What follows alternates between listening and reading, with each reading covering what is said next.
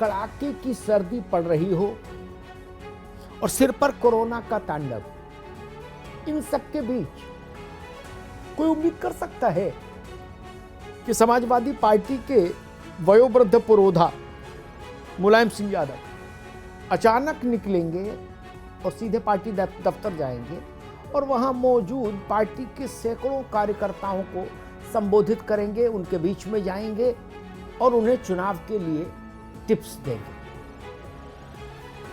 सामान्य रूप से देखिए तो यकीन करने लायक बात नहीं है।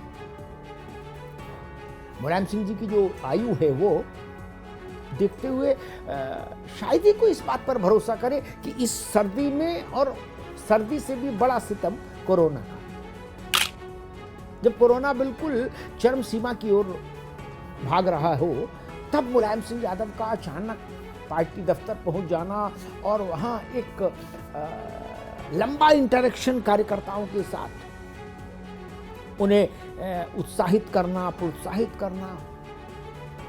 और कल जब मुलायम सिंह यादव पार्टी के दफ्तर गए तो जिन लोगों ने उनको देखा है उन लोगों को लग रहा होगा कि सामान्यतः पिछले कुछ अरसे से मुलायम सिंह यादव इस तेवर के साथ नहीं दिखे, कल जो उनका तेवर था। और हाल का जो एक विवाद हुआ, प्रधानमंत्री नरेंद्र मोदी ने जब ये कहा कि ये लाल टोपी उत्तर प्रदेश के लिए रेड अलर्ट है, ये लाल टोपी का मतलब है गुंडागर्दी, आतंकवादियों का समर्थन, गुनहगारों की सरपरस्ती, तो तब से लाल टोपी एक इशू बन गई। और कल मुलायम सिंह ने लाल टोपी के मसले को उठा दिया कार्यकर्ताओं के साथ। उन्होंने उसकी एक नई व्याख्या कर दी। उन्होंने कहा कि लाल टोपी से लोगों को नफरत होने लगी है, उनको तकलीफ होने लगी है। मान लीजिए ये कि समाजवादी पार्टी आगे बढ़ रही है, इसीलिए लाल टोपी से लोगों को चिढ़ हो रही है, नफरत हो रही है। मुलायम सिंह जी ने जो कुछ कहा कल, उसके कई मायने हैं। और सबसे बड़ी बात तो ये कि राजनीति में कुछ भी अकारण नहीं होता। ये समझना बहुत जरूरी है कि आखिर मुलायम सिंह यादव निकले क्यों।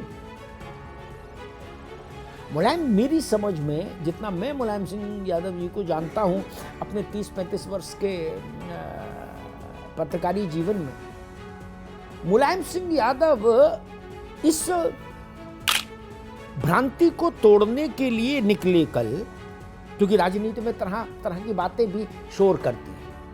अखिलेश यादव के साथ मुलायम सिंह यादव कितने प्रतिशत हैं और कितने प्रतिशत नहीं हैं, ऐसी चर्चाएं। मुलायम सिंह यादव और प्रधानमंत्री नरेंद्र मोदी के बीच में केमिस्ट्री है, ये भी कहा जाता है उत्तर प्रदेश में। और याद दिलाया जाता है कि योगी आदित्यनाथ की शपथ ग्रहण समारोह में मुलायम सिंह यादव ने प्रधानमंत्री के कान में बात की थी, तो कोई याद दिलाता है कि प्रधानमंत्री उनके बुलाने पर सेफई चले गए थे तेज प्रताप की शादी में। और सबसे बड़ी बात याद दिलाई जाती है कि 2019 के लोकसभा चुनाव में जाने से पहले संसद में खड़े होकर मुलायम सिंह ने नरेंद्र मोदी को आशीर्वाद दिया था कि आप दोबारा जीत कर आइए और प्रधानमंत्री बनिए। अब ये लाल टोपी का बखेड़ा भी नरेंद्र मोदी के वक्तव्य से ही शुरू हुआ।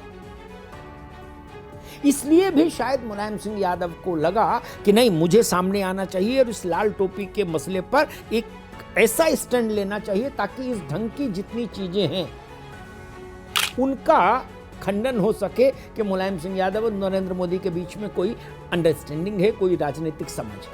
नहीं, सीधी राजनीतिक लड़ाई है। इसकी घोषणा करने कल मुलायम सिंह यादव आए पार्टी की तरफ, अन्यथा उनको आने की जरूरत नहीं थी।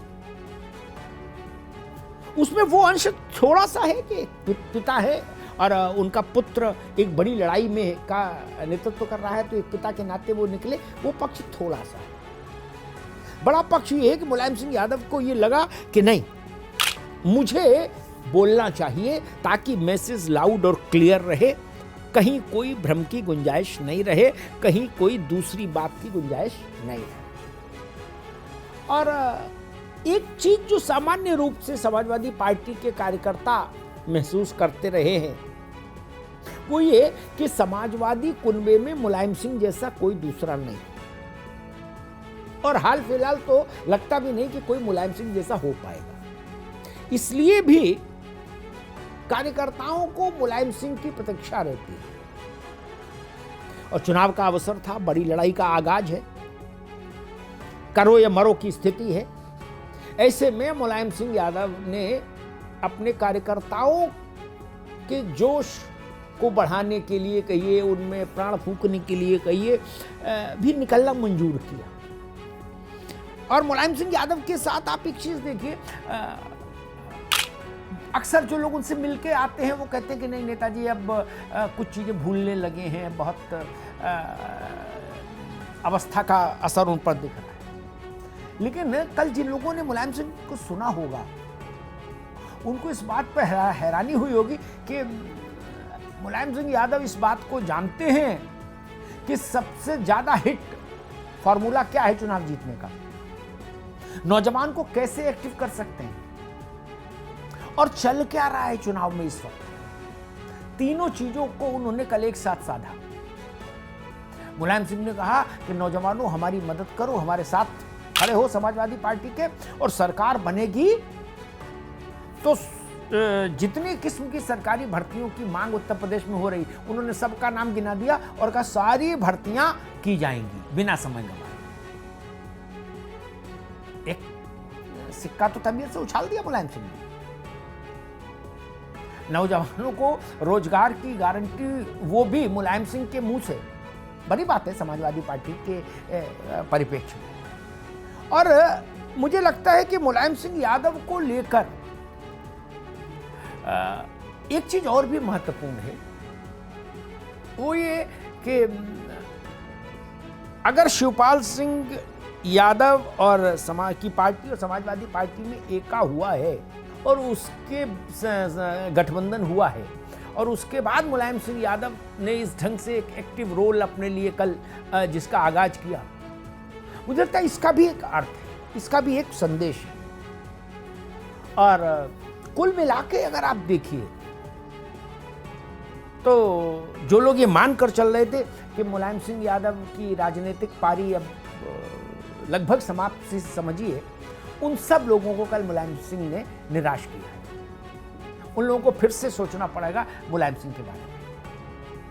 मुलायम सिंह यादव के बारे में एक बार अटल बिहारी वाजपेयी ने मुझसे कहा था कि मुलायम सिंह जी 365 दिन 24 घंटा नेता होते हैं, यानी नख से शिख तक राजनीति में डूबे रहते हैं। तो इसलिए मुलायम सिंह यादव यानी नेताजी कभी राजनीति से रिटायर होंगे ऐसा समझना भूल होगा। धन्यवाद।